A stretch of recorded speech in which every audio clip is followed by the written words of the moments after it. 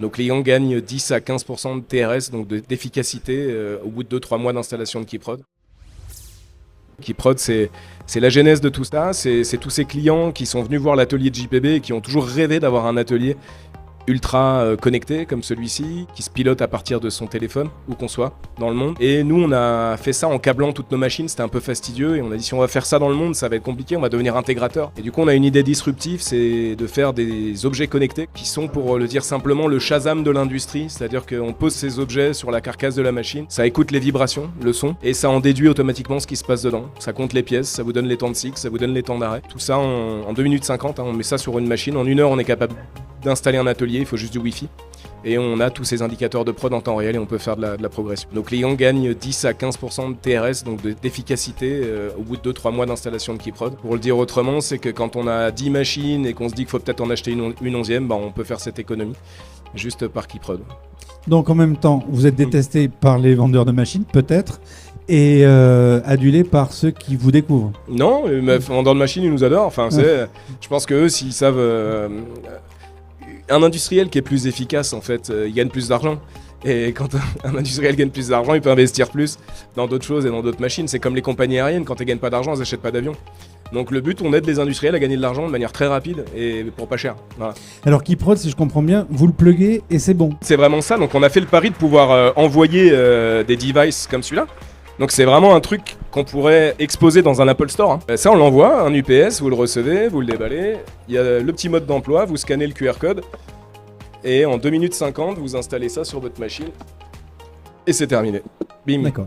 Donc ça, cet IoT, il est 100% made in France.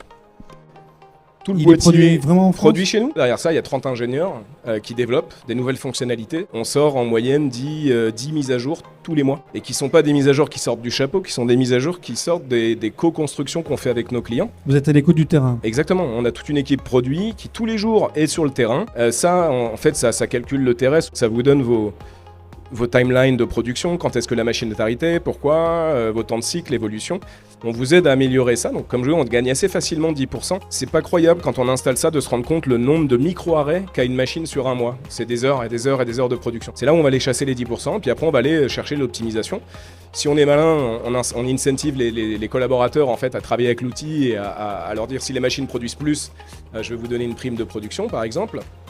Et de là, après, une fois qu'on a la capacité non intrusive de piloter des cycles, des nombres de pièces, connecter ça à un ERP, c'est la porte ouverte au planning dynamique. C'est-à-dire, je sais que j'ai lancé tel OF de l'ERP, je suis capable de le suivre en temps réel, je suis capable de te dire si tu vas plus vite ou plus lentement que les 3 jobs précédents que tu as fait dans l'année. Je suis capable, à 80% de l'avancement du job, de prévenir l'opérateur qui va préparer le job suivant pour justement gagner du temps sur la transition.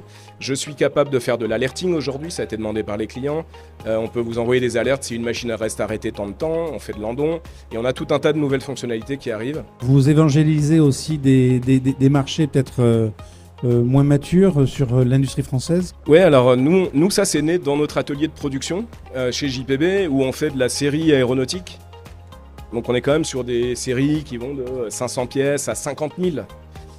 Et on a été, j'avoue, un peu biaisé au début par le fait qu'on a utilisé JPB comme laboratoire de conception. Et c'est vrai, quand on a découvert la chaîne de production française, on s'est heurté à pas mal de gars qui faisaient de la pièce unitaire, du prototype, des choses comme ça. Donc on a adapté le produit pour qu'il puisse correspondre à ces gens-là. Et puis là, on reprend un souffle. On a ouvert l'Italie cette année, les États-Unis également. Et alors là, on en installe par dizaines.